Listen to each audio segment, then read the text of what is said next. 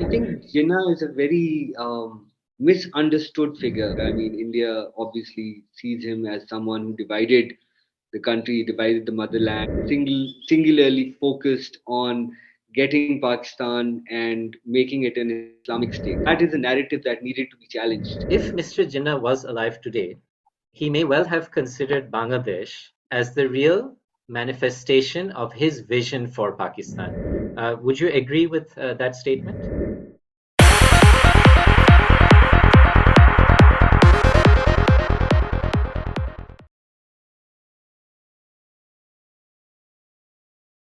So, hi everyone, welcome to another episode of Book Cafe podcast.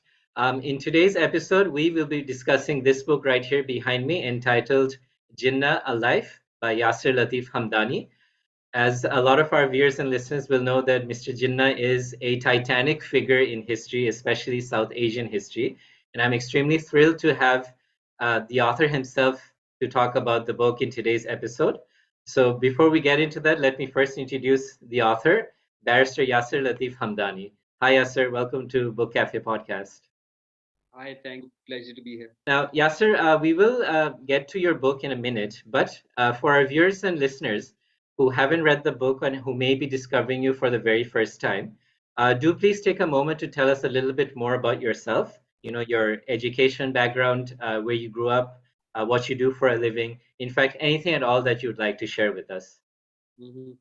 Well, I was born and raised in Lahore. I went to school there. Then I went to college in the U.S. at Rutgers in New Jersey, which plays, by the way, plays a very important part in why I wrote this. Come to it in a minute, I'm sure. I did my law after I came back, and then subsequently, very late in life, I also was called to the bar at Lincoln's Inn. So that's my educational background. In terms of what I do, I'm a lawyer. I do a lot of freedom of expression and speech cases. I do a lot of constitutional law cases. I do corporate work, so that sort of thing. But yes, also writing as well. As far as other things are concerned, I have two beautiful daughters, and this book was kind of dedicated to them as well. Yeah, yes, fantastic. So, while reading the book, I came across something very interesting right in the beginning, that you were responsible for getting YouTube unbanned from Pakistan, and that is a really mind-blowing thing to do. So, would you mind just taking a moment to tell us a little bit about how that happened and what was going on, and how long ago did that take place? Well, in 2012, and this was back when that blasphemous film came on YouTube. I don't know if you remember. It was a blasphemous anti-Islam movie, film, or video, whatever you want to call it. And in response to that, the government of Pakistan had blocked YouTube all across Pakistan, and this ban remained there for 3.5 years. Basically, what we did, my a civil society organization, and they challenged the ban on constitutional grounds, and we spoke about freedom of expression and speech. Pakistani constitution is very interesting, as you can imagine. I mean, it is an Islamic republic, and it is de facto theocratic state. I would call it a theocratic state. That's something I'm sure we'll talk about a bit as well. But it does give freedom of expression and speech, but that is limited by glory of Islam. And so that's where the case was. My case was that having YouTube does not, and believe it or not, this is as hilarious as it gets. We were talking about how freedom of expression and speech is central to Islamic ideals and Islamic law, and that's what sort of we argued. We also argued that freedom of expression is such a fundamental human right, especially under the ICCPR, which is Pakistan's ratified as part of its international obligations. So that's what we argued. The case went on for 3.5 years. It went on too long. Ultimately, the government decided to unblock YouTube under pressure from the courts. Wow. Well, that's quite an amazing story, and I think that a lot of YouTubers in Pakistan, and of course, since we're recording this, I'm quite sure that there will be an audience for this particular episode in Pakistan as well as Bangladesh. And so, yeah, we have you to thank for that, for having gotten YouTube unbanned. So, Yasser, moving on to the book itself. With regards to Mr. Jinnah, he is, of course, a very revered figure in Pakistan. And yet, just across the border in India, he's also seen as a very divisive figure. So, my first question to you would be that even though there are a lot of books that have been written previously about Mr. Jinnah, what exactly was your motivation for writing, another book on somebody whom the world probably knows a lot about and has read about over the last 70 plus years? Yeah, I think Jinnah is a very misunderstood figure, and not just in India for that matter. I mean, India obviously sees him as someone who divided the country, divided the motherland, and vivisected it, as they like to say.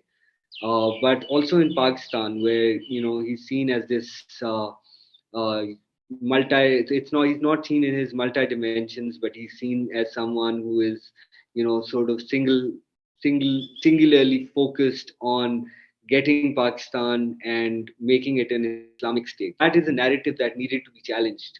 I think my own journey started back at Rutgers in New Jersey, where I got into a lot of debates with my Indian friends, and also with a lot of Pakistani friends about why Pakistan was created in the first place.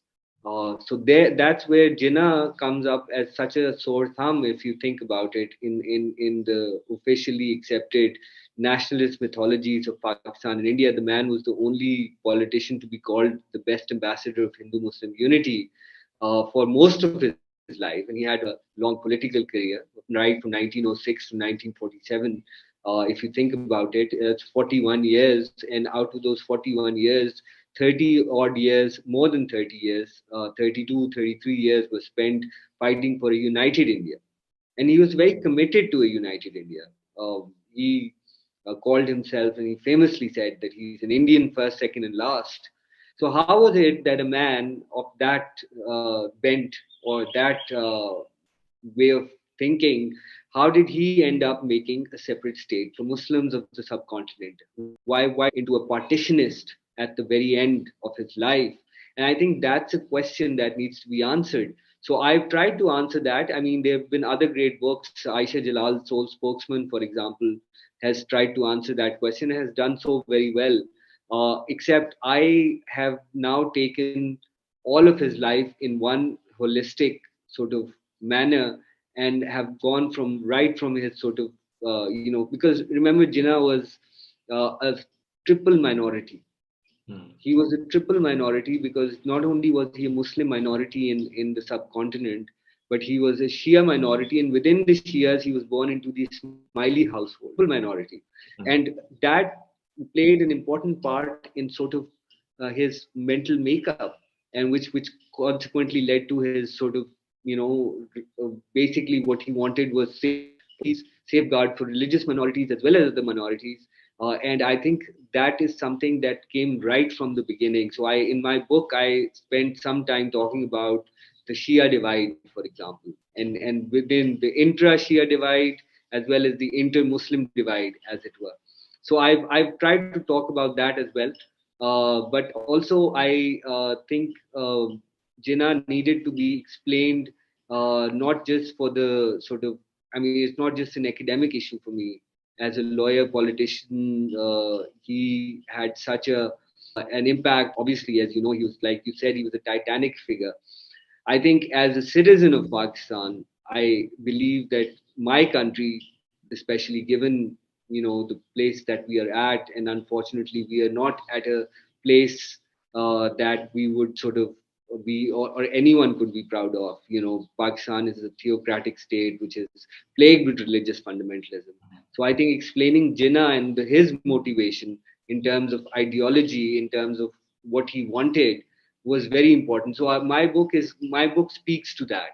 It speaks to that particular that is there, and I don't think there is scholarship in Pakistan that has attempted to do that, because Jinnah, by the way, there are PhDs that are in Pakistan. You would be surprised to know that PhD on Jinnah's life is discussed.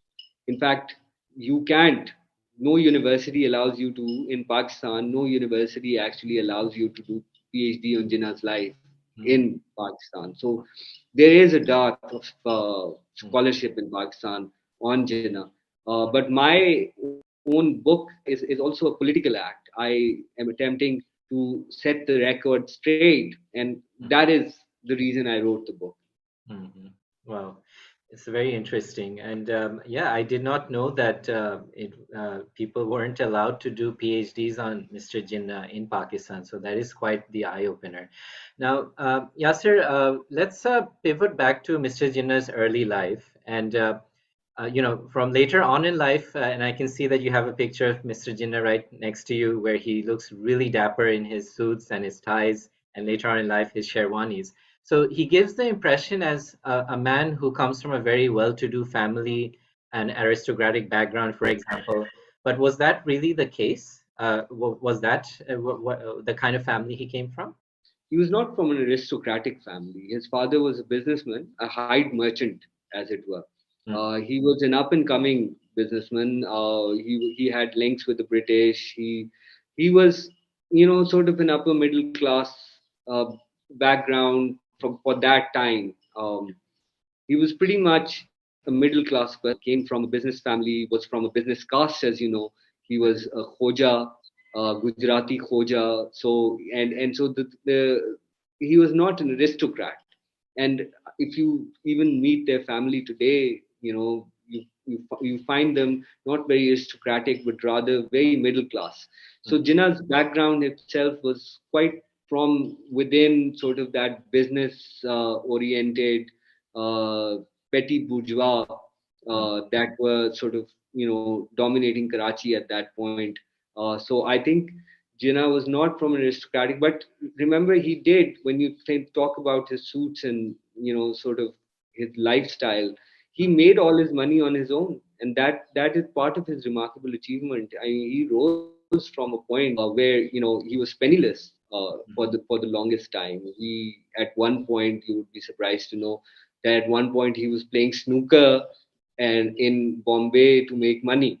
mm, So he would bet on snooker and make money because he didn't have any briefs. Nobody would hire him as a lawyer for the longest time. It was only subsequently with hard work that he became a very successful lawyer, perhaps the most of his time. But for a long time, he rose from that sort of level and then came to a point where at one point all the aristocrats of the Muslim community in India, as well as Maharajas and Rajas, were coming to him for legal advice and him for political leadership as well. So yeah, that is the achievement of the man. mm.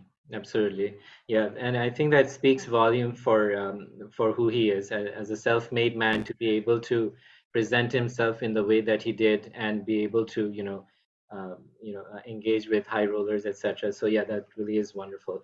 Now, Yasser, just before we leave this particular section with regards to Mr. Jinnah's background and his childhood, and just before he takes off for England, I do have one question which will be a little self-serving, but it is something that I was extremely surprised to find. Um, Mr. Jinnah was an apprentice at a company known as Graham's Trading Company, and through some strange twist of history, I believe that that company went on to become Turner Graham's Pakistan Limited, and it had and it was present in both eastern East Pakistan as well as West Pakistan. And so I happen to, I'm a YouTuber and podcaster. I moonlight as a YouTuber and podcaster, but in my day job, I'm a full-time sales director, and I happen to be a director in this company called Turner Graham's. And so my staff will be extremely upset with me if I don't ask you at least this question about is there anything more you can tell us about Mr. Jinnah's time with Turner Graham slash Graham's Trading Company and how he fared there and how long he stayed as an apprentice and what eventually happened and why he left? Yeah. Well, I think that is a very key part of our puzzle in Jinnah's story, because when we see what happened, his father sent him to basically apprentice with the Graham Trading Company. That was something that was the kind of career that was planned out for him. He was going to go there, get business experience, come back and work with his father on the business. Mhm. But Jinnah, being sort of this independent-minded person, decided when in England to switch over from business to law. And interestingly, before he switched over to law, he actually went into for a while. So he tried to become a Shakespearean actor. He was actually selected for the part of Romeo, but his father actually said, no, you're going to, this is going to be such a shame for the family, so don't do it. And ultimately that's what he did. He didn't get into acting, but got into law instead. But as far as Graham Trading Company is concerned, he was pretty much, that's the reason why he went to England. He was not earmarked to go into law, as it were, Mhm. or into acting for that matter.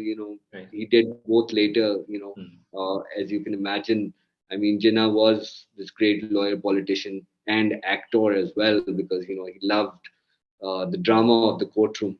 But he started off, the things that he did take from that, I think, are very important.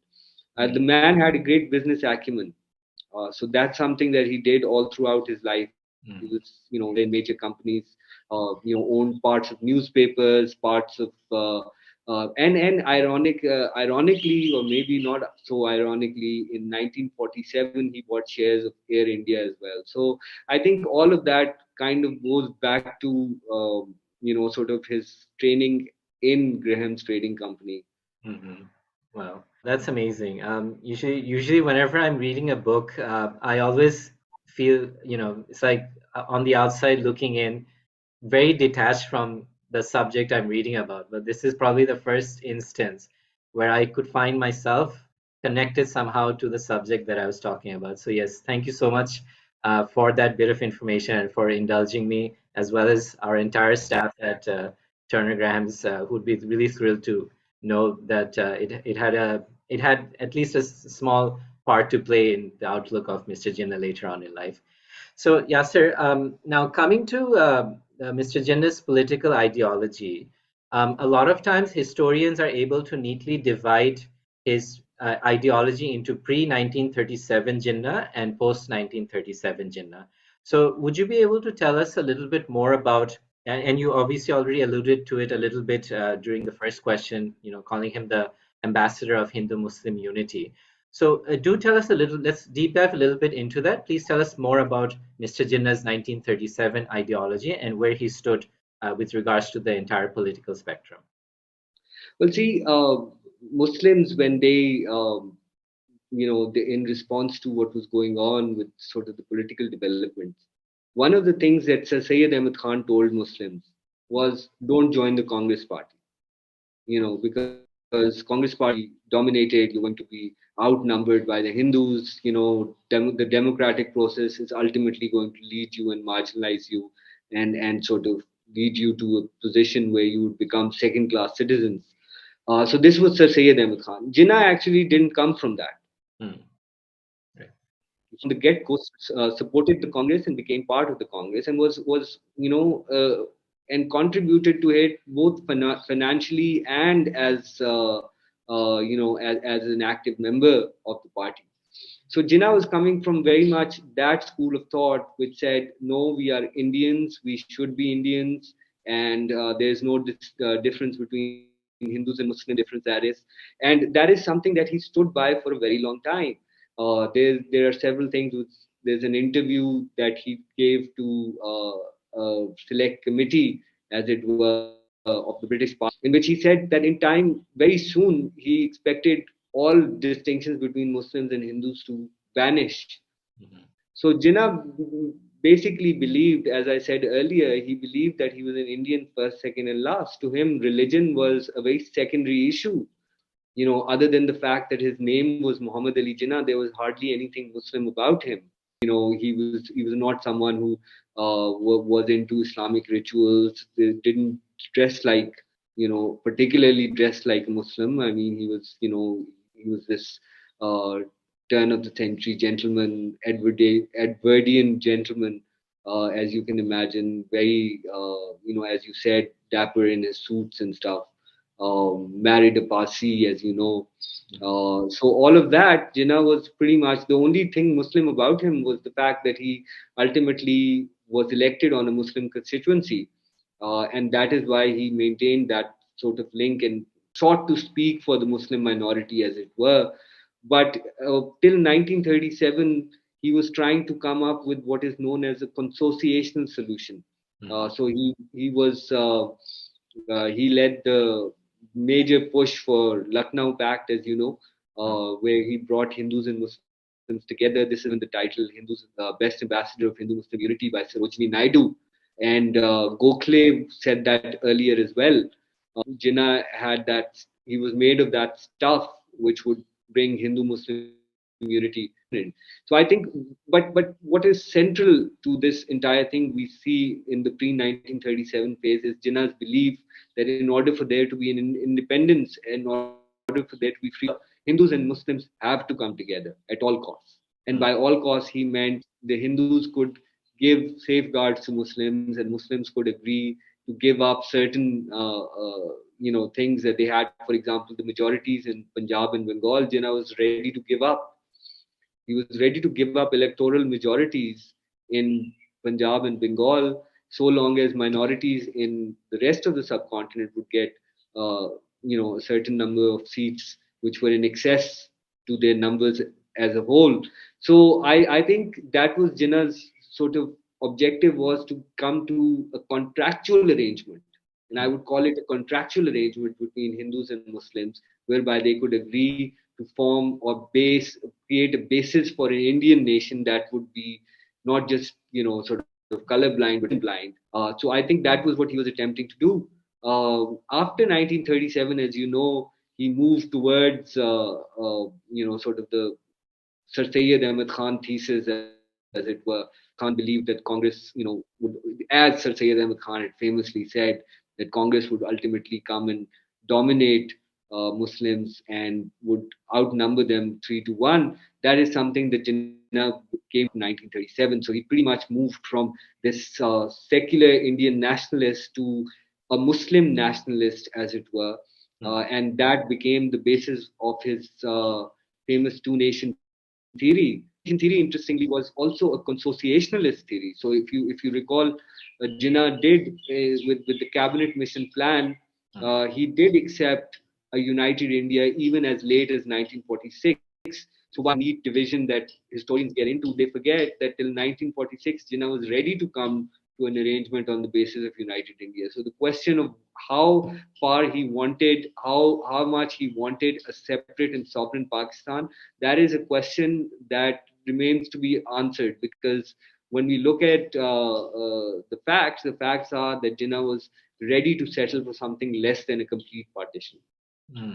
Well, that's really really interesting, and I think that with regards to anybody's story, you have the beginning and then you have the end, and then sometimes the details, the finer details in the middle, get glossed over or ignored altogether. So I think that that was one of the things I really loved about the book, where you were able to extract all the details of the granular details and be able to present it in a way that is so easy for any lay reader or lay historian to be able to go through. So yes, thank you so much for that.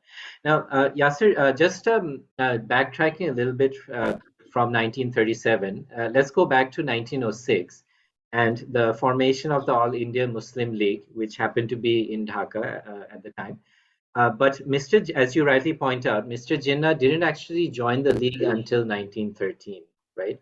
So, what was the reason for that 7-year gap between the formation of the league? Because at the end of the day, when we think of Mr. Jinnah, we always assume that he was probably a member of the league right from the very beginning, but that wasn't the case. So, what was the reason for that 7-year gap between 1906 and 1913, the year of his joining? Well, when in 1906 the Muslim League was made, Jinnah actually denounced it. He said this is British perfidy, that there's an attempt to divide Indians on the basis of religion.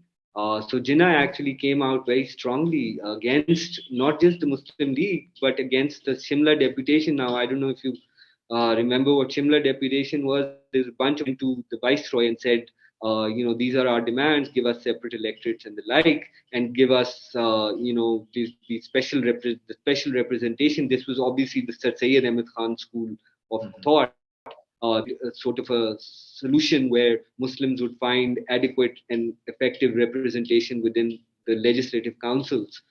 So Jinnah pretty much opposed it. He thought that the entire Muslim League project was basically an attempt by the British to undermine and undercut the Congress party, something, by the way, that he was accused of later on, as Mm. you can imagine. Right.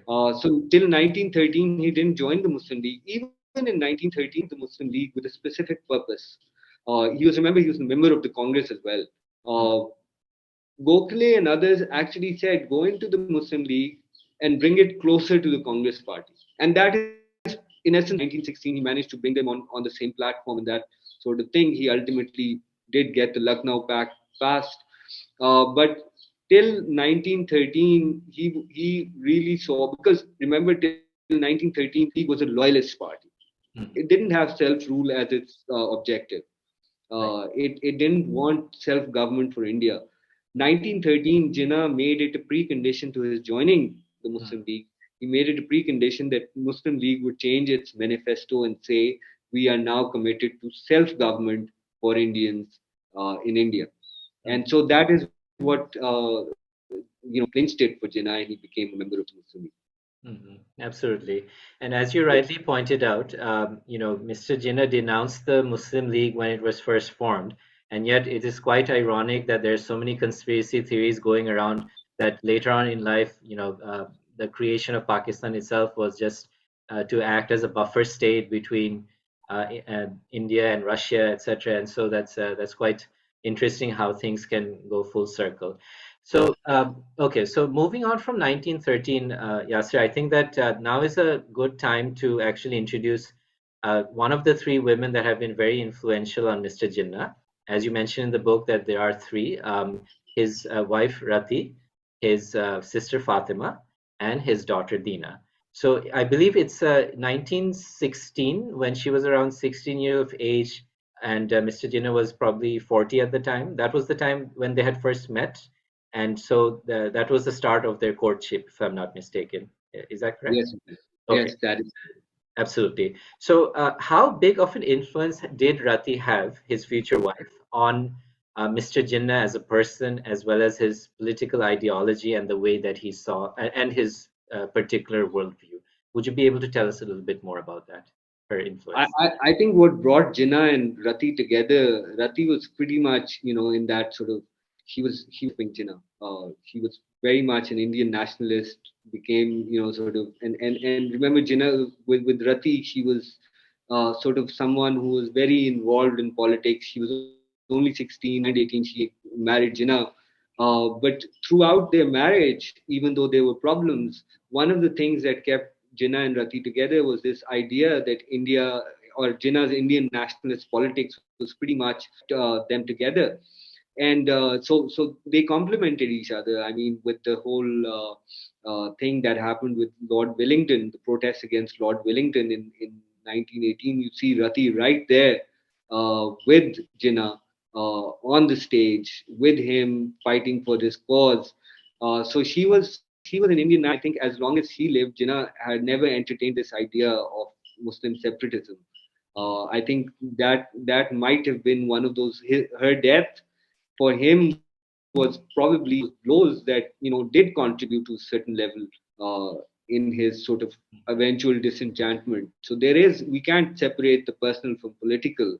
I think that was a major issue for him. This idea that he had become, he had been, uh, because he did blame himself for Rati's death, because he thought that he had been too and had not been able to take care of her. And then of course the age gap. I think the age gap was just humongous if you think about it. 24 years, it's a large age gap. I mean, they got married when Jinnah was 42 and she was 18. Uh, though it was common, I mean, it was the common thing back then, but it's still, for two educated people as Jinnah and Rati were, the age gap was, and Jinnah commented to one of his friends. He later said that I probably shouldn't have married her because she was just a child. which Mhm. is true. Let me just put it very simply. Had Rati lived, and she was a very smart and intelligent person, had she lived, Jinnah would not have become a Muslim separatist. Mhm. He would not have gone for a Muslim nation state. Mhm. Uh, whatever, however justified his latter stances were, once Rati went out of the picture, it was Fatima Jinnah who, this other extraordinary woman. She was an extraordinary person, and later on, as you know, in Pakistan, she played an important part in Pakistani politics as well. But when it came to sort of this identity, she was very much this Muslim person who saw herself as a Muslim, and so she had an influence on Jinnah as well. So I think it's very interesting to look at the women in Jinnah's life Right. much epitomized his Indian nationalist phase, and Fatima being sort of his closest confidant and companion during the Muslim nationalist phase. Absolutely, and I think that yes, the best thing I loved about the book was how you managed to integrate Mr. Jinnah's political career and his private sphere together to give a holistic, three-dimensional picture of the man, and to show how the women who were there in his life had an influence on him and his political ideology. So I think that this is, granted, I haven't read every single biography out there on Mr. Jinnah, but I'm pretty sure that this is probably something that is new in your book with regards to having these two worlds colliding and presented together. And I think that you do that really well, and that's probably been one of the highlights for me. We'll just end with one very quick, cute story about Ruthie and Mr. Jinnah. I think you mentioned in the book or in some of your interviews that he actually got him to shave off his mustache as well. Is that correct? Yes, absolutely. I think. I mean, speculating. I think Mrs. Jinnah didn't appreciate kissing must, as it were. That's. I'm sorry if I've said something that is not entirely PG, but that's what I think it was. Absolutely. Well, I think that in here lies the lesson from Mr. Jinnah that it's always, always listen to your wife and your spouse, etc. And so you'll have a really happy marriage that way. So I think that's a wonderful lesson from Mr. Jinnah, with regards to how to treat or how to listen to your wife and spouse. So Yasser, before we move on from the death of Rati in 1929, let's backtrack a little bit, just a little bit, a couple of years, and talk about Mr. Gandhi. And as we all know that Mr. Gandhi spent a significant amount of his life in South Africa before he returned to India. And usually the impression we get is that he suddenly appeared and burst on the scene and became a superstar. But in your book, you mentioned that they were, in fact, Mr. Jinnah and Mr. Gandhi were actually in regular correspondence before he had come to India. Would you be able to tell us a little bit more about their relationship and how well did they get along, and did they actually like each other, and how far apart were they with regards to their political ideologies? I think the Jinnah Gandhi is very interesting. I mean, at sort of one point, they're complete polar opposites if you think about it. Jinnah being this anglicized, westernized, modern, secular person, whereas Gandhi being very much that, even off, as you know, he was also very anglicized, but ultimately had become this religious Mahatma, as it were. And I think that was their sore point. One of the things that happened very early on, not that, I mean, other writers and biographers have sort of grasped on this and said that that was probably one of those points where Gandhi and Jinnah relationship got off to a sour note. When Gandhi came back to the subcontinent, Jinnah was the person who actually welcomed him, and there was a party by the Gujarat Sabha where Jinnah presided over it. And Gandhi was when Gandhi came to that meeting, and when it was his turn to speak, he famously said that I'm so glad that respect, that I'm so glad that minority Mohammedan is presiding over this meeting. And I think Jinnah being typecasted into that Muslim minority bit was something that Jinnah took very obviously it was an unkind cut for Jinnah, because he had seen himself as an Indian nationalist, and pretty much, other than the fact that his name was Muhammad Ali Jinnah, he couldn't see anything Muslim about himself. Mhm. Point, he was very much hurt by what Gandhi said, but I don't think there were other things as well. I think that might have been one of those points which Jinnah took offense to, but I think the main breaking point came with the Khilafat movement. Mhm. uh, Jinnah saw, first, obviously, Jinnah also saw that Gandhi was bringing religion into politics by, going around as this figure who's using religion, talking about ahimsa, satyagraha. He could have, he might as well have used other more secular language for the same concepts, but he didn't. And but what was the main breaking point was the fact that Gandhi started quoting the reactionary religious Yeah. mullahs in the Muslim community.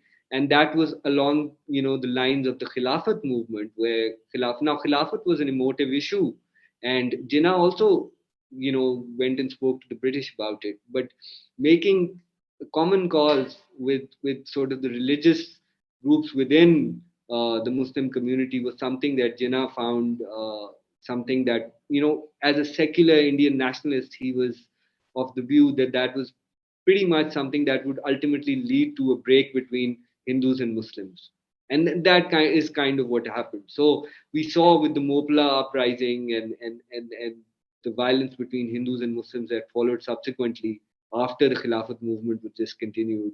So I think Jinnah very much said, I don't have anything to do, I won't have anything to do with this religious approach to politics.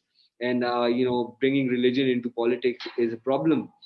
So I think that was sort of their initial break, and they pretty much, Jinnah, left the Congress party in 1920 because, he said that he could not support the non-cooperation movement, especially when it was based on such premises as religion, as sort of emotive appeals and that sort of thing, because he believed in this constitutional way of doing politics. He believed that the way forward for India was constitutional advance, where India would become a self-governing dominion within the British Empire and ultimately move to freedom, as it were. But he was pretty much working within this constitutional framework, and that was something that Gandhi was unwilling to do. So that is why they kind of broke away. Of course, they were polar opposites in other ways. As I said, he was, from a different world altogether. He was, Jinnah was, sort of this anglicized, very British, and someone who's seen as a sellout by a lot of his compatriots, because he was considered more British than the British when it came to sort of his, the way he dressed and stuff. But this didn't mean that he was, in any way in awe of the British. The reason why he was, I mean, this needs to be clarified. The reason why Jinnah dressed and, was this man about town, as it were, it was because he wanted to be equal. He didn't want to be seen as someone who was somehow lower than the British. So I think that is something that played an important part in his psyche. And I think Gandhi could not appreciate that, because Gandhi was pretty much about, sort of this nativist cultural relativism. And that was what defined his politics. So I think there were, Mhm. I think the differences we can see, one, the use of religion in politics, and two, constitutional means that Jinnah wanted, uh, which Gandhi was unable or unwilling to abide by. Mhm. Absolutely, absolutely. And I'll just backtrack just a little bit, and for our viewers and listeners who may not be aware of what the Khilafat movement was, so I'll try to explain it a little bit in a rudimentary way, Yasser, and please feel free to correct me if I get it wrong.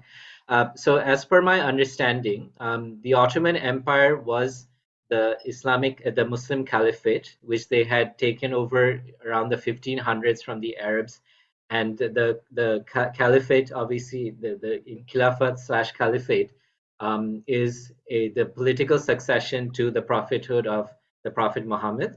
And so in 1918, when Turkey was on the wrong side of the First World War, and Mustafa Kemal Atatürk and the Young Turks, etc., and all the political parties decided to do away with the caliphate and create a secular Turkish republic.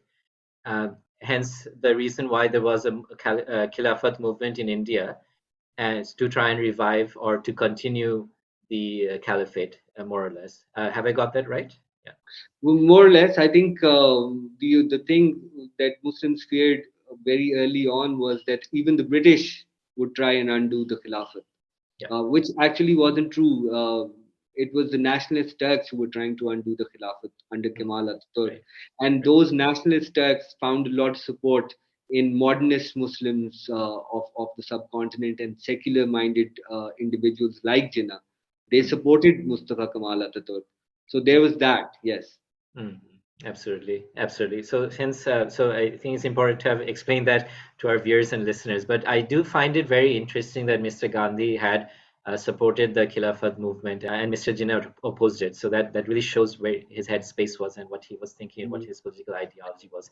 Now, Yasser, before moving on to the next question, let's take just a little bit to talk about the other renowned figure in this, with regards to Mr. Jinnah and Mr. Gandhi, the third person in the trio, Mr. Nehru. In the book, I will say that Mr. Nehru, he sort of comes across as the primary antagonist, and I don't mean it in a bad way. He sort of comes across as the primary rival, you could say, to Mr. Jinnah.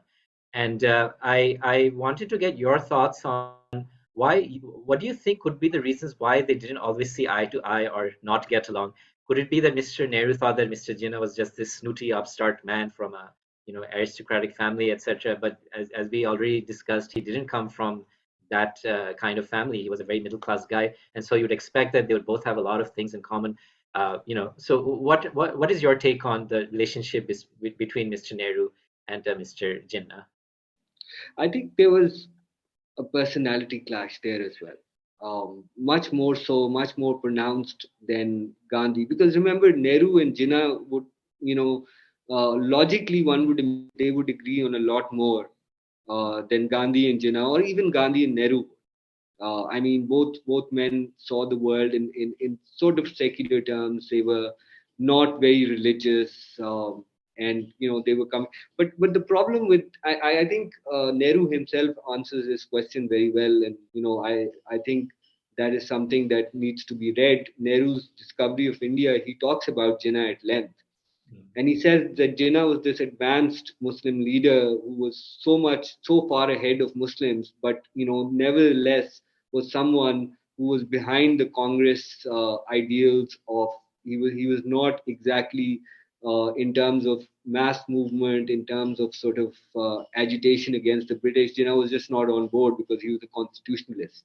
So I think there was that, and Nehru, remember, was himself. He was from an aristocratic Brahmin family. Mm, And so he did see Jinnah as an upstart, as it were, mm, and an intellectually inferior person. I think Nehru considered Jinnah very much an intellectual inferior to him. And so that was something that set the tone for their relationship. I think we see their relationship in full bloom, or lack thereof, we see when they interact in 1937, 1938 in the aftermath of the polls. I think the arrogance with which, and Nehru was a great man, no doubt, but his approach to Jinnah was very arrogant. And while interestingly, though Jinnah himself didn't have a very high sort of, he didn't hold Nehru in high esteem, as it were. Jinnah actually did try and appease Nehru on several occasions by trying to extend him this olive branch, as it were. mm, But Nehru, I think, was pretty much into this thing where he saw Jinnah as this useless appendage of the British Empire, as it were, who was using these communal issues to retard the growth of Indian nationalism. So pretty much what Jinnah had accused the Muslim leaders of doing in 1906 was what Nehru was accusing Jinnah of doing in 1938. Mm-hmm. So I think that was the thing. So Nehru had pretty much occupied the place that Jinnah had occupied in 1906. Nehru now occupied it. Remember, there was an age gap as well, about 13 odd years or so. Right. Yes, I believe they had a 7-year age gap, if I'm not mistaken, right? I think there 1876. was, I think it was a 13-year gap. Right. Okay. All right.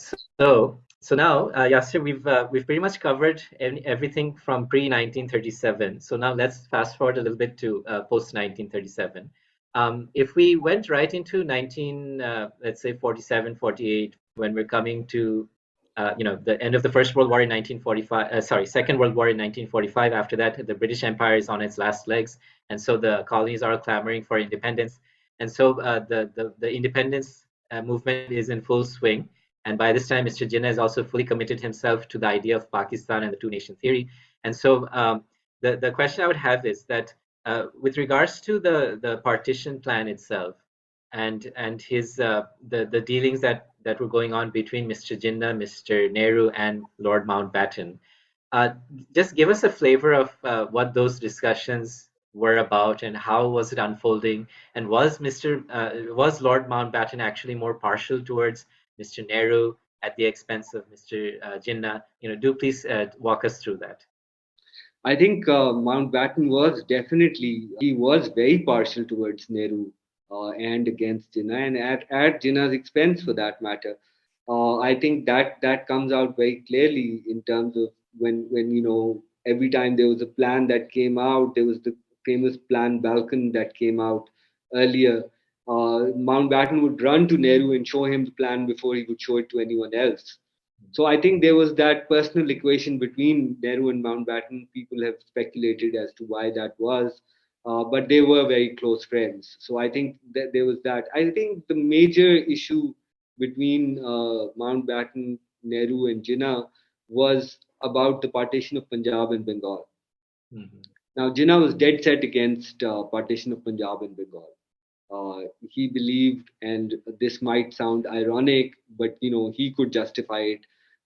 He believed that a Punjabi Muslim or a Hindu or a Sikh, or for that matter, a Bengali Hindu or a Muslim, were Punjabis and Bengalis before they were Muslims or Hindus or Mhm. Sikhs for that matter. And so Mountbatten responded to this by saying, look, if that is the case, then a Muslim or a Hindu or a Sikh are Muslims or Hindus are Indians before they're Hindus, Muslims, or Sikhs.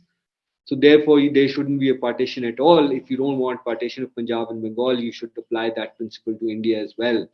And that was sort of the debate which went on. It was, kind of an endless circular debate that they were engaged in. So that was between Mountbatten and Jinnah. Nehru, I think, was pretty much, playing. He was the puppet master in this debate, and puppet being obviously Mountbatten himself. And then you had Gandhi. Also, the Gandhi factor was playing in the background. But so that was, I think, the flavor of it would be that Gandhi, Mountbatten, Nehru, and to some extent Gandhi were pretty much trying to bulldoze Jinnah into this moth-eaten, truncated Pakistan, which ultimately is what Jinnah got. So Mhm. Absolutely. Just before moving ahead with 1948, I would like to just backtrack a couple of months and talk about an alternative plan that was proposed by the Premier of Bengal, Mr. Hussein Shahid Shorwardi, whom, as you know, is a very revered figure in Bangladesh. And so I had presumed that before reading your book, I had presumed that the United Bengal plan that Mr. Shorwardi had proposed was actually shot down by Mr. Jinnah himself and the Muslim League. And because they didn't want to have an independent Bengal, they wanted it to be part of Pakistan. But in fact, it was actually the Congress Party who had vetoed it, and Mr. Jinnah was in fact supportive of it. Can you tell us a little bit more about that, the United Bengal plan, and why it did not go through to fruition? the United Bengal was definitely something one which I was surprised by when I read about it a long time ago. Shorevardi and Sarat Chandra Bose of the Congress came together and they presented this plan. The Congress party didn't want this, and the reason was twofold. One, the Hindus of Bengal, as it were didn't want to live as a perpetual minority in a Bengal state. So that was one reason it was shot down. And the other reason was that basically this would have led to a balkanization. That's what Nehru and Congress party feared, that ultimately it would lead to the balkanization of India. That every small state would say, but there was actually a very legitimate case for Bengal becoming an independent state, and Jinnah was all in favor of it. He said, taking out Calcutta from Bengal in any event is a problem. If you're going to give in East Pakistan or East Bengal without Calcutta, that would be problematic, as it was initially. Now Bangladesh has done really well, but back in the day, Calcutta was everything. And so Jinnah pretty much wanted a united Bengal state, and he believed that that united Bengal state would be very friendly to Pakistan. He didn't expect too many problems there. And so he supported the idea of a united Bengal. Congress party, like I said, was opposed to it for its own reasons. Its constituents said, no, we don't want to live as perpetual minorities, and that making a Bengal state would then open up the door to other smaller states Right. asking for independence as well. Right, right. Yeah, I think that that really puts it very succinctly. So it really was a surprise for me, and I'm glad to see it was a surprise for you as well when you read about that. So yes, thank you so much. Now, Yasser, at the moment we're discussing 1947, 48. Okay, so 1947. So August 14th, August 15th, in Pakistan have come into fruition as two dominion states. The Mr. Jinnah had envisioned that the dominions would be Pakistan and Hindustan, and India would be something that was above both. And he had something similar to the US Canada model in mind, where both the US and Canada have such friendly relations with each other that he envisioned Hindustan and Pakistan to have open borders and cross pollination. But because one is a Hindu majority state and the other is a Muslim majority state, both dominions would be on their best behavior with regards to treating their minorities properly, Mhm. right? So Yes. where did that how did that kind of go awry? What I mean is, how is it that the name India was, for lack of a better word, usurped by the Union of India, and they didn't adopt Hindustan as the name, I think where whereas it was Pakistan, called itself Pakistan. Nehru pretty much said that since Pakistan is a seceding state, we should keep the name India. Hmm. Now, India, as you know, comes from the Indus, which flows through Pakistan. So Jinnah was very clear. He said, there can't be an India without Pakistan. Hmm. Jinnah actually wanted, if you look at the cabinet mission plan, one of the sort of the ideas that he had in mind was a confederation between Pakistan and Hindustan, a confederation of India. That obviously didn't come into fruition. But yes, ultimately he saw Pakistan and India being like US, Canada, and also keeping it their minorities, in sort of. So I don't want to use the word hostage, but in terms of that's a very indelicate way of putting the whole issue. But they believe that since both states would have minorities, they would treat each other's minorities well, and that would ultimately bring together both parties on the same table, and they would work together as two nations living in the subcontinent, and working towards a common goal, with probably a joint defense pact and that sort of thing. But this didn't happen primarily, and I blame Pakistan for it, because even though we entered into the Liaquat Nehru Pact in 1951, which pretty much established that 1950. Sorry, Liaquat Nehru Pact was in 1950. It Mhm. pretty much established the principle that minorities would be treated equally, and that equally on both sides. And that was pretty much a pact that went back to the Lahore Resolution, which spoke about the same sort of understanding between Pakistan and India, or whatever the successive states were. So I think what Pakistan did increasingly after 1956 when it became an Islamic republic, but 1956 was still a better situation. Slowly and steadily, minorities have been marginalized in Pakistan, and I think that's given the other side, as it were, Indians, an out, as it were, from their own, because Indian constitution is secular and it does promise equal rights to minorities. But we see what's going on in India right now.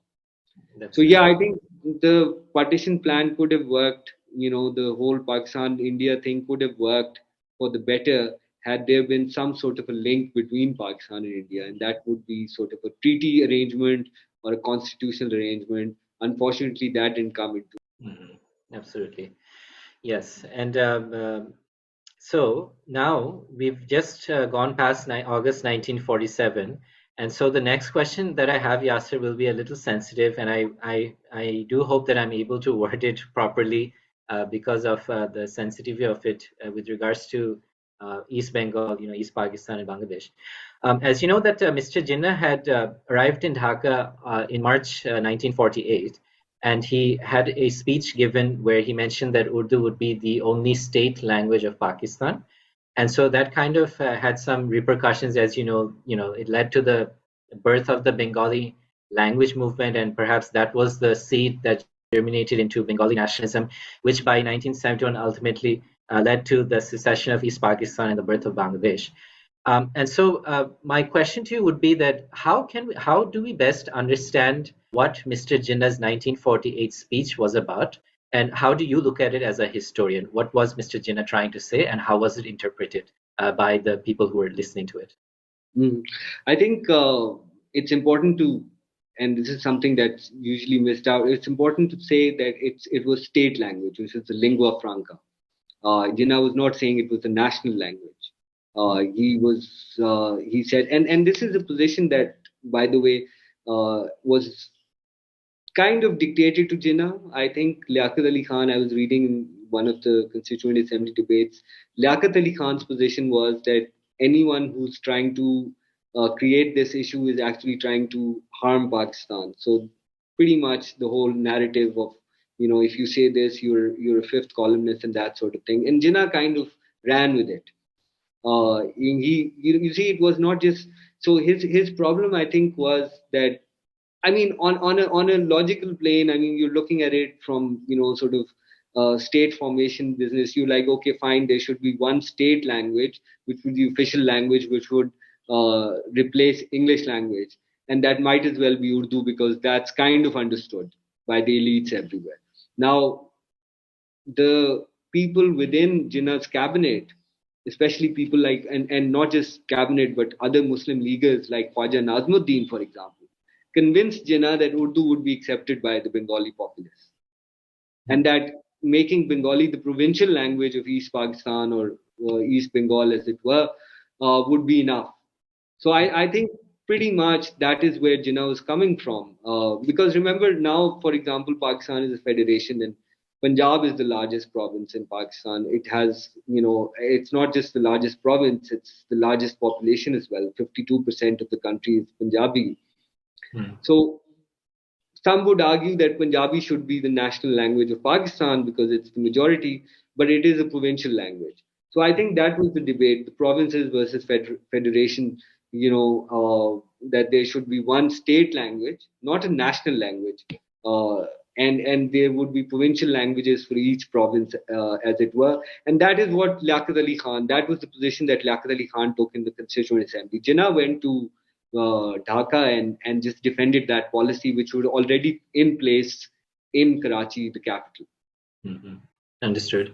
And just staying with this point, Yasser, and this is just for my knowledge and for anybody else, who may also be curious. Is it true that Urdu was spoken by only 7% of the population in the West, or was it more widely spoken? Well, it was 7% of as a native language. You see, if you think about it, I mean, North India, right from Peshawar to sort of Bengal, Yeah. had when under British rule used Urdu as and then to some extent Hindi as the language of courts. Mhm. Therefore, it was pretty much this lingua franca, and then we're talking about Urdu, Hindi, Hindustani, any iteration of that particular Prakrit-based language that is known as Khadi Boli. That is pretty much spoken from and understood right up to Calcutta. I'm sure people in Dhaka also understand it. I mean, I'm sure you watch Indian films and that sort of thing, so you would kind of get what that language is, what is being said. So I think that was what where these people were coming from. I think the language was spoken by the elites in all these provinces. And Punjab, for example, which was a Punjabi dominated state, Punjabi dominated province, was had Urdu as its language of courts and that sort of thing. So pretty much it was spoken and understood by most people in the West. I'm not entirely sure about the East, though. Right. Yeah, yeah, and with your permission, I'll just elaborate a little bit more on what I think might have been happening on this side. Um, I believe that Bengali was actually being taught in the schools, and hence the regional languages that we have in Bangladesh, like for example Sylheti or Chatgaya, which are classified as dialects, are actually languages in and of themselves. So suppose a Chittagonian and a Sylheti, when they talk to each other, they will not use their native language, which is the Sylheti and the Chatgaya language. They will communicate in Bengali, which is actually the link language. And so I think that this is probably, I've tried to make sense of it for a very long time, and I probably don't have all the answers. But what I assume happened is that, whenever when we talk about the Bengali language movement, the slogan in Bengali is Rashtra Bhasha Bangla Chai, which means that we want the state language to be Bengali. And the reason we want it to be Bengali is because if you were to put in another language like Urdu, which isn't actually maybe as widely spoken in this part of the world, we will not be able to compete, with people who are already accustomed to speaking it. And this is probably very similar to what is happening in present day in India, where you have the north-south divide, where the Hindi belt is up there, and you have the southern languages. And so, and especially the people of Tamil Nadu who say that why should we have Hindi as a link language? Why not have English? Because that makes it a level playing field for everyone when they're trying to look for jobs and opportunities. We know that English is a foreign language, and hence everybody who wants to promote their own mother tongue or whatever will not be at a advantage. So I think that maybe equity and disadvantage, and so it's a whole topic in and of itself, and we won't dwell too much on it. But yes, I think that I would like to say that, in retrospect, if you think about it, I don't know what Mr. Jinnah was thinking at the time, but it was a mistake. yeah. I think he should have stuck to his, because at the if you look at the Constituent Assembly debates Hmm. in 1947, when he presides over the assembly, he says, English should be the language that should be spoken. Unless you don't understand English, then you can speak in other languages in the Constituent Assembly. Mhm. So I think that is something that Jinnah should have promoted throughout. So it was in retrospect a great mistake on part of Mr. Jinnah to insist on Urdu being the only state language. Mhm. But I think the reasons we can see, there were reasons, as you said. It was, they considered, the Muslim leaders considered it to be the link language, and also the language of Muslims, as it were. Right. Because they saw that Urdu had been such a central part of, sort of central part of the Indian Muslim struggle. Especially with 1937 onwards, Urdu was seen as this language of Muslims and that sort of thing. So there was that. I think this interesting question of English should have remained the official language, and it would have kept Pakistan united. I think, Mhm. to a certain extent, provided if say, because it was not just the language issue that divided Pakistan and Bangladesh, right? It was also things like systematic economic exploitation and Right. and denial of, because in 1965, when Bengalis by and large voted for Fatima Jinnah, you know as their, and so there was a major sort of, so I think that is something that, as far as Pakistan is concerned, I think English language would have served the purpose. But Aga Khan, interestingly, Mhm. said that Arabic should be the national language of Pakistan. Mhm. Thankfully, that proposal wasn't accepted. Yes, it would have been interesting to see how that would have worked out. But yes, Yes. I do agree with you on perhaps English could have remained as the link language because it would have made it a level playing field for everybody because it wasn't native to any one particular community. So yes, so we'll leave the language question at that, Yasser. Thank you so much for your feedback on this, and I really enjoyed discussing this particular question because I know how much it means to our viewers and listeners, in Bangladesh as well as the Bengali diaspora. And I'm quite sure that, this will also be very interestingly received by everybody who's watching us and listening to us from Pakistan.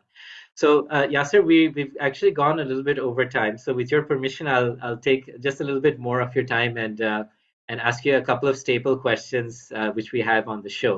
As you know, that because we are a book-related podcast, so one of the questions that we actually love to ask our guests, and we're always told that it's a really tough question, so we always give our guests enough time to think about it a little bit. So the question is that if you were to recommend a book that you feel that, let's say, every young person should read, or of any age level, doesn't have to be a book on history or politics or even law. What would be that one particular book that you feel that everybody should read at least once in their lifetime? That's a that is a difficult question. I actually did look at that question and do a double take because in terms of history, it's very clear. If you're a Pakistani, Bangladeshi, or an Indian, the book that you should be reading is Aisha Jalal's Soul Spokesman. So that I'm quite clear about. It kind of explains what partition's all about. But in terms of a general book, I think I'm going to give the Gandhian answer. You know, Gandhi famously said that that should be the King James Bible. Okay. So read the King James Bible. No, but I like a number of books. I read a lot of fiction and that sort of thing.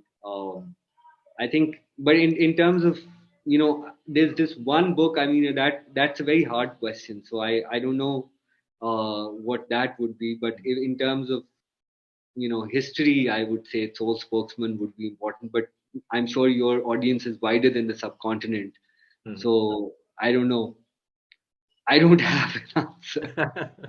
Well, that's fine. We'll take your answer as it is, and yes, I'm yet to find a guest who hasn't silently condemned me for asking this question because it is so difficult.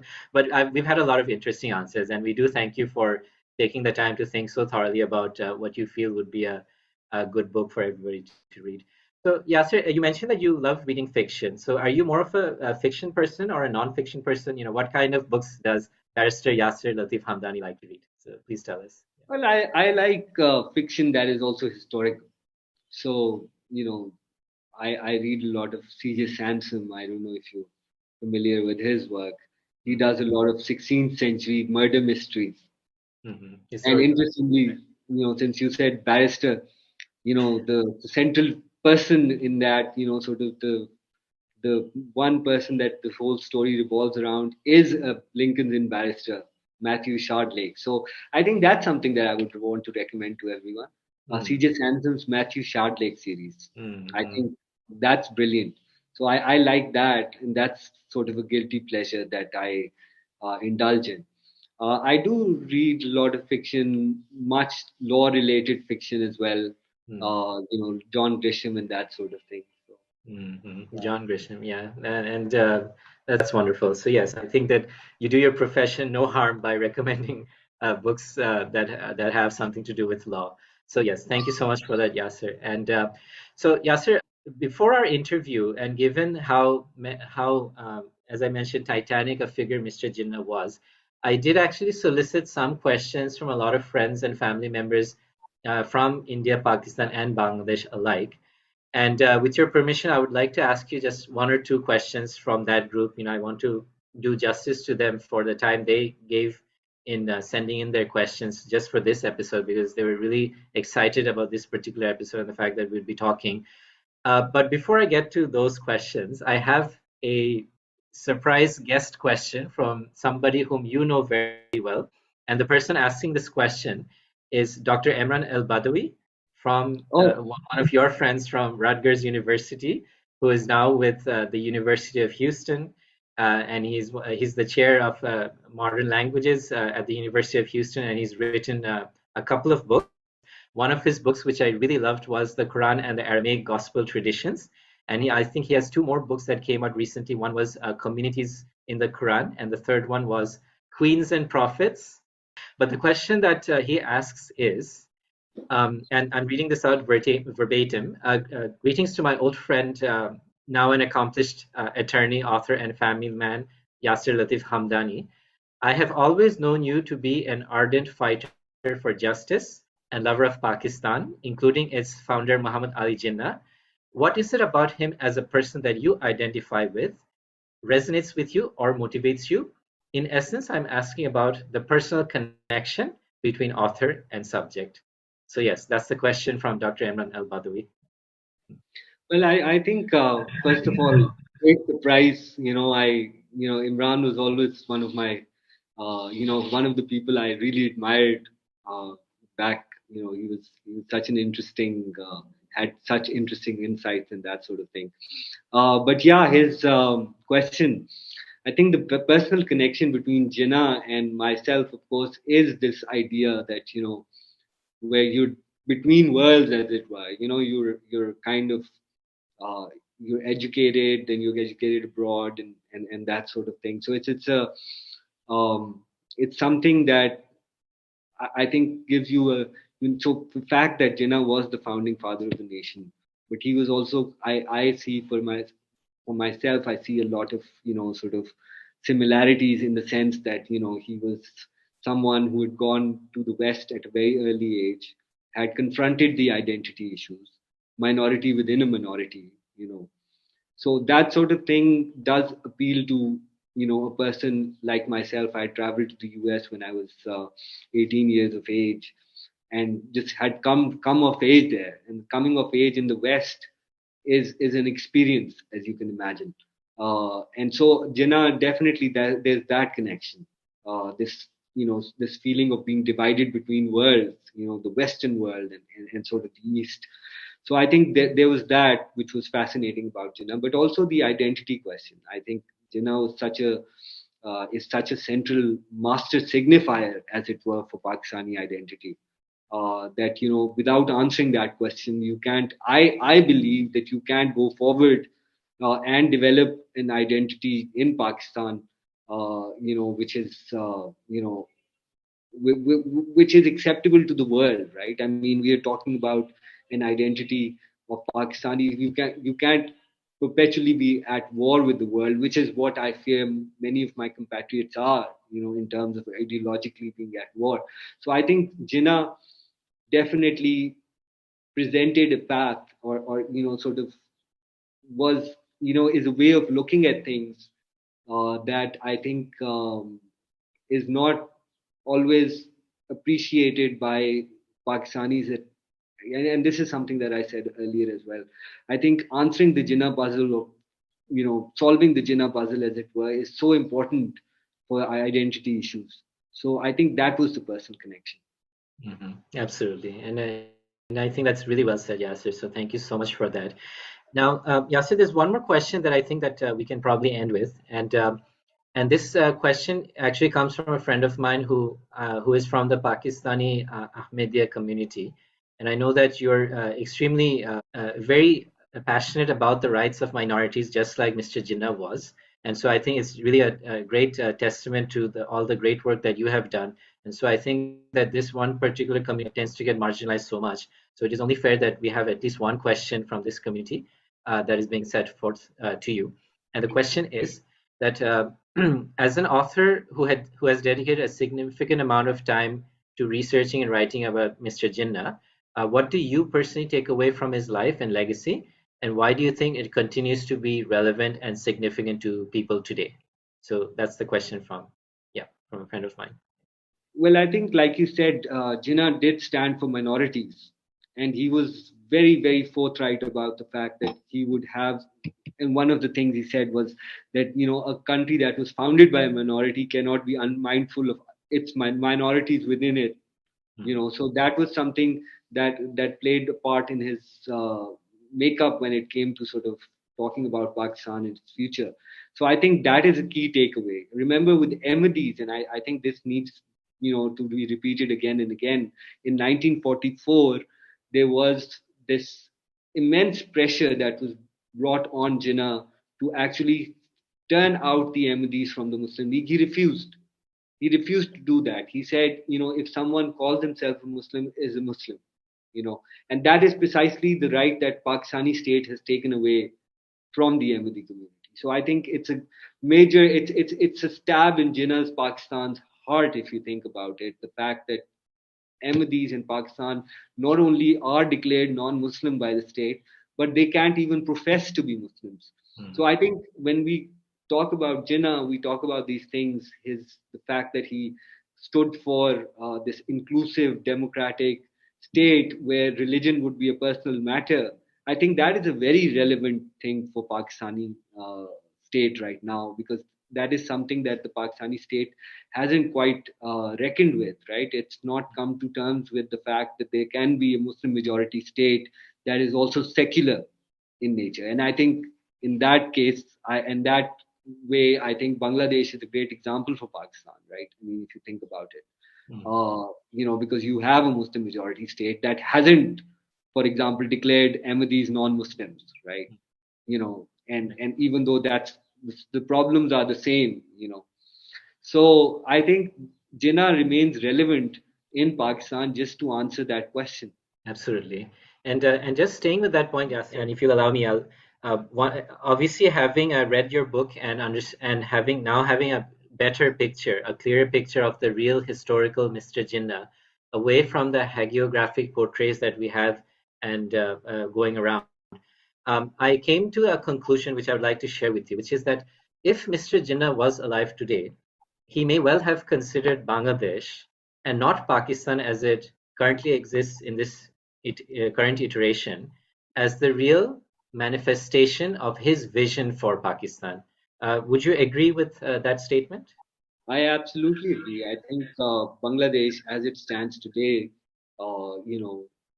it's not an Islamic republic. I don't think, as far as I've read Jinnah, I don't think he would have endorsed an Islamic republic. And remember, Pakistan is at this point is no more than just an Islamic republic. It's a full blown theocracy. Theocracy.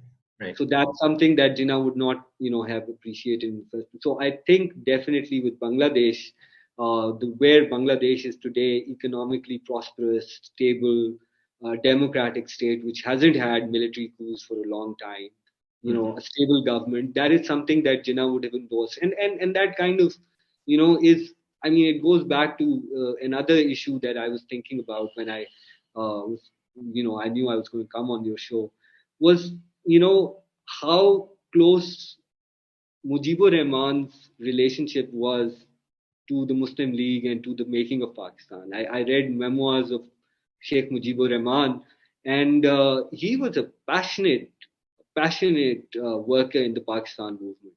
You know, and I think I think Jinnah would have definitely endorsed the Bangladesh that Mujibur Rahman made. Absolutely. I think that is something that and as far as Pakistan is concerned, unfortunately it is for now in the terrible state. I mean, it's not only is it a theocracy, but unfortunately one is forced to say that it is a bankrupt state. I mean, we are perpetually standing at the edge of default, and so that sort of thing was not what Jinnah expected Pakistan would be. So Hmm.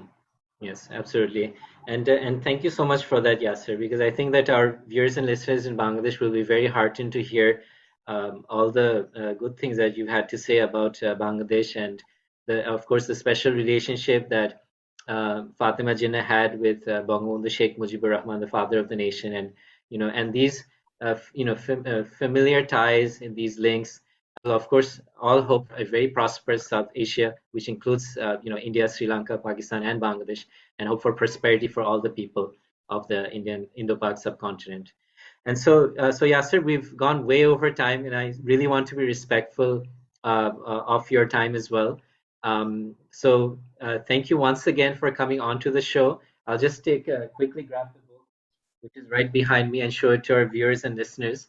The book is called Jinnah, A Life by Yasser Latif Hamdani. Please go out and buy the book. It's a fantastic book written by a fabulous author. And as I said, the perspective that Yasser brings to the book is because he himself is a barrister, a lawyer, and Mr. Jinnah was also a lawyer. And so that particular aspect of the book is something that is really a treat to read. So, Yasir, just before we conclude, are there any new projects that you're working on that you would like to put in a plug for? Any new books that are in the pipeline to Yeah, be taken? Please let us know. I think so. I think I'm, kind of toying with the idea of writing a more holistic story of two nation theory as well as the idea of a theocracy in Pakistan. How was it that this idea of two nation theory got entangled with this idea of a theocracy? And look at the constitutions. I would be looking at the constitutions of 1954, which was never enacted, and 1956, which was, and then going forward to 1973 when Pakistani constitution was made. So I'm actually working on that now. And how soon can we expect? Can your fans and readers expect to see that project to fruition? Yes, it's right now in infancy, so I wouldn't sort of put a timeline on it, but I think it'll be a year or so. So A year or so. Okay, so and we'll wait with a bated breath for that to come out because I've really enjoyed this book so much that I'm planning to read your other books that came out previously, and so we really look forward to this next episode to continue the life of Mr. Jinnah as well as the history of the Indian subcontinent. So once again, Barrister Yasser Latif Hamdani, sir, thank you so much for your time. You've been a wonderful guest, and I've loved talking to you. And I really hope to have you back on Book Cafe podcast once again for a future episode. Thank you so thank much. you so much for having me. It's been a pleasure.